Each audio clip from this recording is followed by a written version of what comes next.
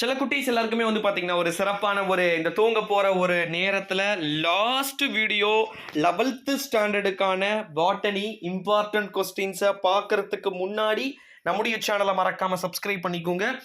ஏ two set இந்த last ஒரு 20 டேஸா நம்ம சேனல் சார்பா வந்து பார்த்தீங்கன்னா, கிட்டத்தட்ட Tamil, English, maths, science, chemistry, physics, accountancy, commerce, economics, history, biology, botany, zoology அப்படின்னு சொல்லிட்டு ஏ டு Z எல்லாமே நம்ம சேனல் சார்பா வந்து ஃபினிஷ் பண்ணிட்டோம். So all the very best. எல்லாருமே வந்து பார்த்தீங்கன்னா நல்லபடியாக எக்ஸாம்ஸ் வந்து எழுதுவீங்க அப்படின்னு வந்து நான் நினைக்கிறேன். கண்டிப்பாக எனக்கு தேவை பாஸ் மார்க். சப்பையாக எடுத்துடலாம். சரி, ஓகே, வாங்க இப்போ வீடியோக்குள்ளே போகலாம். கீழே டிஸ்கிரிப்ஷனில் 11th ஸ்டாண்டர்டுக்கான பயாலஜி வேணுமா, பயாலஜி இருக்கு.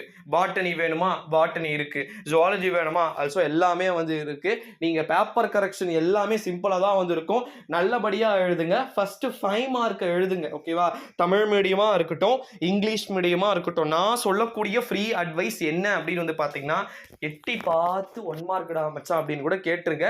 பாக்கெட்ல இருந்து துண்டு பிட்டு மட்டும் எடுக்காதீங்க. இந்த முறை ஃப்ளையிங் ஸ்குவாட் வந்து பார்த்தீங்கன்னா 20% வந்து இன்க்ரீஸ் பண்ணியிருக்காங்க. ஸோ அதனால வந்து பார்த்தீங்கன்னா நல்லபடியாக வந்து எழுதுங்க. அண்ட் இன்னொரு மிக முக்கியமான ஒரு விஷயம் என்ன அப்படின்னு வந்து பார்த்தீங்கன்னா, ஒட்டு மொத்தமாக இருக்கக்கூடிய 11th ஸ்டாண்டர்டை பொறுத்த வரைக்கும் எப்படி எக்ஸாம் எழுதினாலும் 12th போட போறீங்க. ஏன்னா காலேஜ் அரியர் மெத்தடு. ஸோ ஃபெயிலே ஆகிட்டீங்கனாலும் 12th போய் உட்காந்துருவீங்க ஜாலியாக மஜாவா. ஆனால் அது அங்கே முக்கியம் இல்லை. அங்கே போயிட்டீங்க அப்படின்னா காலையில் ஒரு எக்ஸாம் வரும் பப்ளிக்கு, மதியானம் அரியர் எக்ஸாம் வரும். ஸோ ரொம்ப கஷ்டமாயிடும்.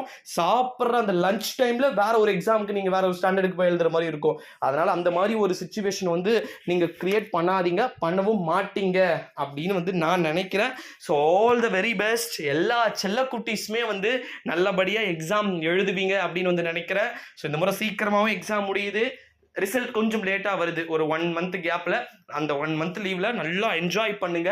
ஏன்னா எந்த ஒரு ஃபியர்னஸும் இல்லாமல் ஜாலியாக இருக்க போகிற ஒரு செட் நீங்கள் தான். 10th முடிச்சவன் 11th எங்கே போய் சேரணும்னு யோசிப்பான்.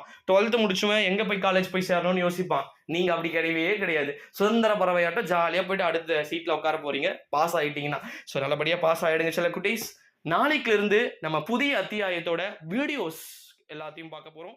Thank you so